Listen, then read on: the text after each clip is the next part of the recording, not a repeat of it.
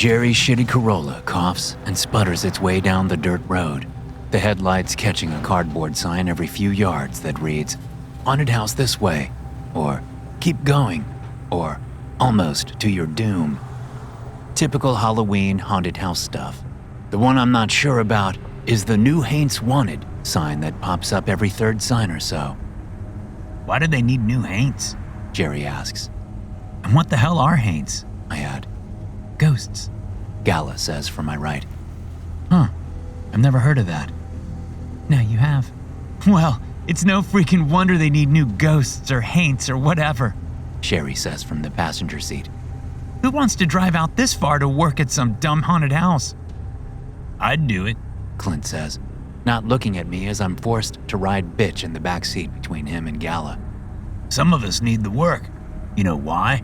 Because our best friend got us fired. Right, Tucker? Dude, I said I'm sorry like a million fucking times, okay? I exclaim. I didn't think the asshole would fire you too. Why would I? Because the guy calls us the Skeleton Twins, whatever that means. It's a movie, Gala says. Great, that doesn't help at all. He finally turns and looks me in the eye, which he hasn't done since we got shit-canned yesterday. If you fuck up, then he blames me too. Dude, what do you want me to do? Oh, I don't know. Pay my rent, send cash to my mom and sister, buy cat food and pay for vet bills, gas, groceries, you know. All the shit you use money from a job to pay for? You guys should totally apply to this place, Jerry says. If we can ever get there. Yeah, I'm not so sure they do make bank, I say. They totally do, Jerry continues. I heard that some of the main players, especially the guys who have to work the chainsaws, bring down like $1,000 a night. Bullshit, Gala says. No, it's true. Maybe in the Atlanta market or Charlotte or even Knoxville, but out here in the boonies? No fucking way. Do they really make bank? Clint asks. Totally. Jerry takes yet another turn along the endless dirt road. What happened at the burger joint anyway? You tell them, Clint says to me, and looks out the window at the seemingly endless dark woods. I sigh. Well, the manager wasn't exactly happy about me giving food to my friends.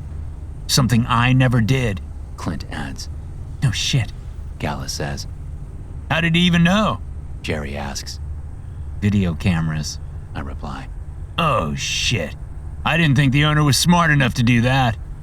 He isn't, but he's greedy and paranoid, so there are hidden cameras all over the place. Is that even legal? Sherry asks. There aren't any in the bathrooms, are there? She looks at Jerry. He gulps. Yeah, there better not be any in the bathrooms. Like it matters with you two, Gala says. We could hear you banging from out in the dining room. Everyone could. That was a factor in our dismissal as well, I add. Theft and lewd behavior, even though I didn't participate in any of the lewd behavior. Would you like to, Tucker? Sherry asks. Because I'm game if Jerry is. The car erupts into shouts and laughs and groans, and Jerry nearly runs off the road and into the woods. But he manages to keep the car on the dirt, and finally, after what feels like a decade, we take one last turn and pull up in front of the place. It's just a crappy old farmhouse, Clint says. Look out, Harvard, here comes Clint. Gala jokes. With observation skills like that, how are you unemployed? Fuck off. And no, I mean, it's an actual house, like someone used to live here. What were you expecting? Sherry asks. I don't know. Something more modern, you know? And a little more structurally sound would be nice too. Guys, there's someone sitting on the porch, in a rocking chair, I say. That's not freaky at all. I don't hear any music or sound effects, Sherry adds, rolling down her window. Nope, nothing. The guy is staring right at us. Great, Jerry says. What do we do? Gala asks. Should we turn around and leave? I mean, come on. This isn't what we were hoping for. I'd feel weird leaving now, Clint says. The dude obviously sees us, and now he's waving. Y'all here for the haunted house? The old man shouts from the porch. He pushes himself up slowly from the rocking chair. Come on then, if you are. The Haints is waiting. Hey guys, the Haints is waiting. Jerry laughs. Now, I guess we gotta see what's in there. Come on, Let's totally do this. Babe, no. Sherry grabs for Jerry's arm as he opens the door and gets out of the Corolla. I don't like this. Don't be a wuss, Cher. Jerry leans down and looks in the car. His eyes hit all of us. You all wusses too? Or are you gonna come check out some campy fun with me? Camp fun, maybe. Fun? Not so sure. Gala crosses her arms over her chest. Hard pass, Jerry.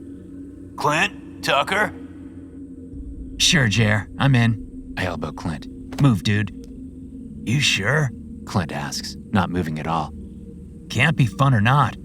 Place looks dangerous. Like falling apart dangerous. If you kids ain't coming, then y'all get. The old man shouts at us. Don't need no teenagers loitering on my property. Wow, he's got this hosting thing down. Gala says. I'm having my next birthday party here for sure. And who is he calling teenagers? Sherry snaps. I got my master's last spring. Hey, I drove all the way out here and I'm going inside. You shits can stay here or come with. I don't fucking care. Jerry walks off, waving to the old man. Hey there, sir. Saw all your signs and thought we'd have a look if that's all right. You here for work or fun? The old man asks. Fun, sir. You sure? Yes, sir. We all have jobs back in town. Well, except for Tucker. He got fired from his burger job. Got Clint fired too. Kinda Tuck's fault. But hey, here we all are and ready to have some spooky fun. They get caught doing drugs? What's that? Are they on drugs? Because I don't hire druggies. They're nothing but trouble. Once a druggie, always a druggie. Got it. No drugs or druggies. Jerry looks back over his shoulder and winks at us. Then he turns to the old man and pulls out his phone. How much are tickets? And do you take Venmo? What would I do with a bunch of Velcro? No, sir. Venmo. It's a payment app. What am I going to do with food? I got plenty of food. The old man bellows. Jesus, I think he thinks we mean appetizers. I say, still trapped in the car. I give Clint a hard shove. Open the damn door and let me out. I'm going in. Me too. Sherry jumps out of the car. $10 each. The old man says to Jerry. Cash. Cash? Jerry puts his phone away and looks back at us. Anyone got cash? I do. I say as Clint finally opens the door to let me out. He hops back in and closes the door immediately. I fish out my wallet as I walk up to Jerry. How much do we need? Jeez, Tucker. Where'd you get that wad of 20s? Jerry asks, staring at the thick stack in my wallet. The asshole already fired me, so I'd figured I'd lighten the till on my way out. Druggie and a thief? The old man snorts. You deserve this place. Interesting recruitment strategy. I pull out 2 20s. I think it's just the three of us. Can you make change? I'm coming, Gala says from behind me, causing me to jump and drop my wallet. Druggie, thief, and scaredy cat. The old man cackles at his observation. Oh, you'll be perfect. Except for the druggie part. No drugs. No drugs! Jerry echoes and stabs a finger in my chest. You hear that, Tucker? Stop your druggie ways right now. Before we know it, the old man is off the porch and in Jerry's face. You like making fun of people? You think your shit don't stink, that it? You too good for my haunted house? No, sir, not at all. Jerry holds his hands up between them and gently pushes the man back a few steps. The old man looks down at Jerry's hands on his chest and says, 1. Jerry, leave the man alone. Sherry says. 2. Let's not get to 3. I pull Jerry away from the old man. Maybe you ain't as stupid as you look. The old man says to me. We can work with that. Great. I pick up my wallet and hold out 2 20s. Here's 40 for 4, unless there's tax. Is there tax? Do I look like I work for the government?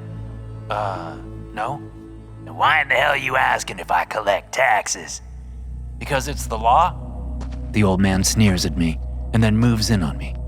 And what would you know about the law, thief? Are we going inside or what, old man? Sherry interrupts. Sherry slaps Jerry's arm. Don't be such a jerk.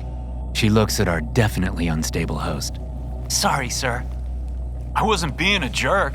Jerry rubs his bicep. Don't hit so hard. Little baby can't take no pain. The old man cackles, turning his attention away from me and back to Jerry. Without looking, he reaches out and plucks the 220s from my hand. Nothing but pain inside this house, boy. Good luck. None of us say anything for a moment. What do you say to shit like that? All right then. Thanks for the awesome little speech. Jerry breaks the silence. He then looks around. Where do we start? You never gone in a house before? You start at the front door. The old man points at a door that hasn't seen paint in a very, very long time. Then he points at the porch. And them's the steps. You know how to walk up steps, don't you? Yeah, I can walk up steps and go through doors, Jerry says. Good. Some of them haints inside have already forgotten how to do either of them things. Don't you go forgetting now, too. Not planning on it, Jerry replies and grabs Sherry's arm. Let's get this over with. I thought you were all gung-ho to do this, Jer. Gallus says with a smirk. Not so fun when someone is giving you nonstop shit, is it? Ladies shouldn't use such language, The old man says to Gala. Mind your tongue while you're in my house. Sure thing, dude. Gala curtsies. You sure you don't want to come too? Jerry shouts back at Clint. Oh, I am 100% sure. He's good. Jerry says to us, then bows to the old man. We're gonna climb those steps and walk through that door now. I hope you're bringing your A game, old man. Jerry, stop being rude. Sherry snaps. Best listen to your woman, son. The old man says, then walks up onto the porch and sits back down in his rocker. Y'all have fun. We just stand there. Finally, Gala pushes past us, storms up the steps, and shoves open the front door. Come on. We follow quickly. As I pass by the old man, I give him a wary smile. He dead-eyes me the whole time, and I'm glad when I finally get inside and lose sight of him. Not that the new sight is much better, Holy shit! The old dude sure went for authentic. Jerry says, as we all stare at the dilapidated house. Wallpaper hangs in strips from the walls. The floors are buckled and warped from years of water damage. The banister on the stairway leading up to the second floor is splintered and pretty much gone in most places. An old light fixture hangs by a single wire above us, all of the bulbs shattered. There's an open doorway on our right, and I can see broken furniture strewn about. To our left is a dining room with half a table and 2 chairs. Ahead is a long hallway with a very dim light at the end. Maybe there's a kitchen down there. But what really stands out is the smell. Christ, I think he's using real roadkill. Gala holds her forearm across her face. That's the smell of sun-baked death right there. I don't want to do this, Sherry says to Jerry. A shadow crosses the end of the hallway, and we all scream and jump. I really don't want to do this. Sherry grabs Jerry's arm, trying to pull him back to the front door. Why? That was actually scary. Jerry yanks away from Sherry's grasp. Let's see what else this house has. I don't like this either. I say to Gala. Same, She replies. but we paid for it, so let's see it through. A glow erupts in the room to the right, and the loud hiss of static fills the house. TV just came on. Jerry walks into the room. He points at the corner. What the fuck? We follow him in and then stand there and stare at the screen. Jerry, Sherry whispers, stunned. We all are. The television is ancient, one of those old square ones that has like bubble glass or some shit. But we're not stunned by the antique. We're stunned by the surveillance video it's showing. that's us, Jerry. Sherry hisses as we all watch them have sex in the bathroom at the burger joint I used to work at. How, Jerry? How did this old man get the video? I don't know. Jerry replies in a quiet voice. It gets in your head. A small voice says from behind us. We jump, scream, and turn. In the opposite corner crouches a young girl. Dressed in a soiled nightgown, she places a palm on the floor and inches closer to us. Then she places her other palm on the floor and inches even closer. It's too late. She says. 1 palm, 2 palms. You shouldn't have come inside. He's already in you. Okay, this is fucking scary. Gallus says. The girl's eyes shoot to Gala. You don't know scary. Fuck, Jerry mutters. The young girl stops her hand-over-hand crawling and stands up straight in the blink of an eye. I'll show you scary, she says, then races straight for Gala. We scatter fast, all shrieking at the top of our lungs. We're out of the room in a heartbeat. I sprint across the entryway to the dining room, but Jerry sprints up the stairs while Sherry runs down the hallway. I stop and turn. Where's Gala? I wait. I listen. Nothing. Gala, I say in a hushed voice. No response. The TV light cuts off, and the room across from me is plunged into pitch darkness. I frown. It hadn't been that dark before, not even close. It's as if the room is filled with ink. Gala? I call quietly, taking a few steps out of the dining room. Gala, where'd you go? Laughter trickles from the darkness. I swallow and back up a step. A hand reaches out. I recognize Gala's rings. Jesus, you scared the shit out of me, I say. Come on, Jerry and Sherry split up. Let's try to find them. The hand continues to reach out. It's attached to a long forearm that only gets longer and longer and longer. Gala? I squeak. The arm is now across the entryway. Hey, how are you doing that? The arm doesn't slow. It stretches and stretches and is now at the dining room door, and I'm backing away quickly. And across the entryway, a face appears, all bone white. It's Gala's face, but it's not Gala. And now the arm has me backed against the dining room wall, and the hand is grabbing my ankle, and it's squeezing, and the nails are digging into my flesh. Oh, fuck no! I scream and kick at the hand. My legs are wobbly with fear, but I get them moving and sprint out of the dining room. Gala lunges for me, half her body stretching out of the darkness like she's made of rubber. Her other hand tries to claw at my face, but I duck under the arm and book my ass down the hallway and burst into a kitchen lit by candlelight.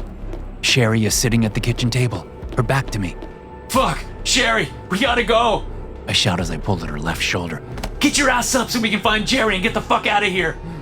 Sherry doesn't move, but something in her shoulder, something under her skin does. I let go and stare at the shoulder. It ripples and shudders. A long, thin string squiggles below Sherry's skin. Then, a small slit opens along her neck, and blood gushes out. Oh fuck! I yell and scramble around the kitchen, hunting for a towel or anything to stop the bleeding. Hold on, Cher! There's nothing anywhere, so I'm about to yank my t-shirt off and go press it against Sherry's neck, but I freeze. From this angle, I can now see Sherry's face and her empty eye sockets. Sherry? The blood spurts and spurts from the slit in her neck. I force myself to look at the wound and away from the empty eyes. There's something wrong with the blood. I glance at the floor and see 1,000 white worms squirming in the dark liquid.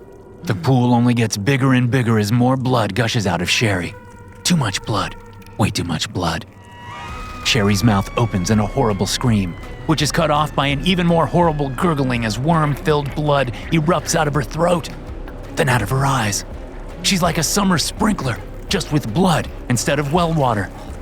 I turn and puke. The worms head straight for it, leaving thin trails of blood behind as they slink across the warped and waterlogged kitchen floor. I puke again. The blood continues to flow out of Sherry with no signs of stopping. The floor is almost completely coated. I back up until my ass hits the kitchen counter. Before the worm-filled blood, which is now mixed with my puke, reaches my shoes, I scramble up onto the kitchen counter, tucking my legs up under me. Sherry keeps bleeding and bleeding and bleeding. There's a loud thump and a cry from upstairs. Jerry! I yell. Jerry, get your ass down here! There's another thump, but it's not from above me. Thump, thump, thump, thump, thump, thump, thump, thump, thump. Laughter. A hand appears at the kitchen door behind Sherry, gripping the frame. Then a second hand, and a third, and a fourth. And Gala's face. Hello, Tucker. Oh, fuck no! I shout as Gala's warped and stretched body scrambles into the kitchen. She lurches left. I scurry along the counter to the right. She dodges right. I scurry back to the left, Then she leaps over the table and Sherry and lands right in front of me. I was told to hold my tongue, She hisses. but I want you to instead. Her tongue slides out of her mouth at an impossible length and flicks toward me. I scream, punch her in her fucked up face, fall off the counter into the blood and worms and puke. Shove myself up out of the gore and onto my feet and slip and slide my way out of the kitchen as fast as I can. Come back, Tucker. No fucking way. Jerry! I scream as I continue to slip and slide my way down the hall while also slapping at the hundreds of white worms crawling across my body. Jerry, we gotta go! When I reach the bottom of the stairs, I look up and shout. Get your fucking ass down here now! We're leaving! Why's that, Tuck? Jerry asks from the top of the stairs. We just got here. So fucking what, man? We need to go. Shit is fucked up and something is wrong with Gal and Sherry. Come on. Nah, man, they're fine. Fitting in just right. He takes one step down and waves at me. You'd fit in too, Tucker. How about you come up here so I can show you something? What? Fuck no.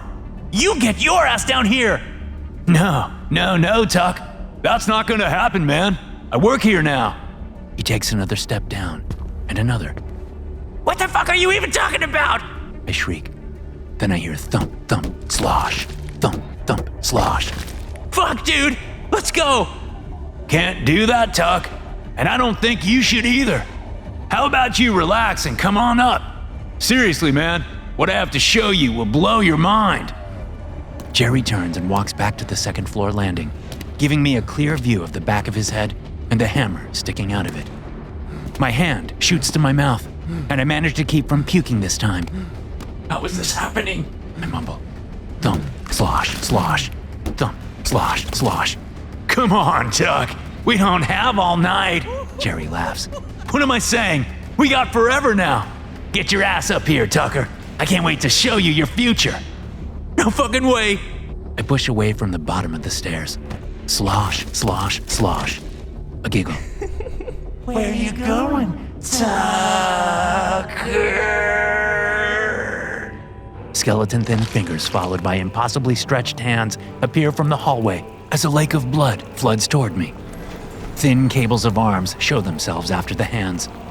The blood keeps flowing, rising, filling the hallway and now the entryway, and I'm forced to put a foot on the first step. Gala's face appears as she pulls herself along the floor, almost swimming in the blood. On her back is Sherry, her arms wrapped about Gala's long, thin neck. At the exact same time, their heads swivel, and they stare up at me. Or Gala stares. Sherry's eyes are still leaking nothing but blood. Fucking shit, fuck. I cry and scramble up the stairs, desperate to get away from the rising flood of worms and blood. Jerry is waiting for me on the second floor landing. You stay the fuck away from me. I shout at him as I look down the hallway to my right. Ah, come on, man. Don't be like that. Jerry takes a step. I said stay the fuck back. No cursing. A voice calls from an open doorway. Then, an old woman in a house dress leans out and points at me. No cursing. Her skin is blackened and split open. Thick, yellow pus oozes from the cracks and drips onto the floor. Get back in here, woman! A man shouts. Huge, gnarled hands grab her and yank her back out of sight. Where do you think you were going? The old woman screeches so loud that I swear my ears are going to bleed. Quiet! The man roars, and the screeching stops. Then a sickening noise of heavy fists meeting burned flesh fills the house. Those two, Jerry says, pulling my attention back to him. Jesus, I'd forgotten he was even there. Stay away, Jerry. Why? I only want to give you a gift. He reaches behind his head. There's a loud sucking noise and a crackling pop. Jerry pulls the hammer from the back of his head and shows it to me. There's a man at the end of the hall that's giving these away for free. All you have to do is fall down and try to get back up, so he has a clear shot at the back of your skull. But I'm your friend, Tucker, so I'll save you all the trouble and give this to you myself. After all, you paid for the tickets. It's the least I can do. I said stay the fuck. Tucker. Gala calls from below. Jerry lifts the hammer above his head, and I punch him as hard as I can in the throat. He pauses and frowns. I'm dead, dumbass. What the fuck did you think that would do? The hammer comes down, and I bring my arms up to block it. Pain erupts in my right forearm as I swear I feel the bones shatter inside. I scream and lower my shoulder, ramming Jerry in the chest. He manages to bring the hammer up and down again as I push him back. Stars erupt inside my skull as I slam him into the opposite wall. I can feel blood oozing down my scalp and onto my cheek. From how it feels, I think he only grazed me. But what the fuck do I know? I'm probably in 12 kinds of shock right now. Jerry raises the hammer again, but I shove him away with my good arm. As I hold my shattered arm to my chest, I turn and run down the other end of the long, dark hallway, making sure to go the opposite way from Mr. Huge Hands and his barbecue bride. Not that my choice of directions means I'm alone. Ain't no way out. A pair of twin boys say from a doorway. You're here forever, mister. Fear grips me so hard that I swear I might have a heart attack. I press my broken arm against myself so that the pain clears my head. It gives me the adrenaline boost I need, and I pump my legs faster. You shouldn't run in the house. A woman scolds me from another doorway, a bloody knife in each hand. Runners get cut. Fuck you! I scream as I aim for what I think is a shuttered window at the end of the hall. I run and run, but I swear I'm not getting any closer to the end. Fuck all of you! No cursing. The scorched woman screams from far behind me. Where are you going, man? Jerry shouts after me. You can't leave. Ain't no way out. The twins cry. Stop running. Runners get cut.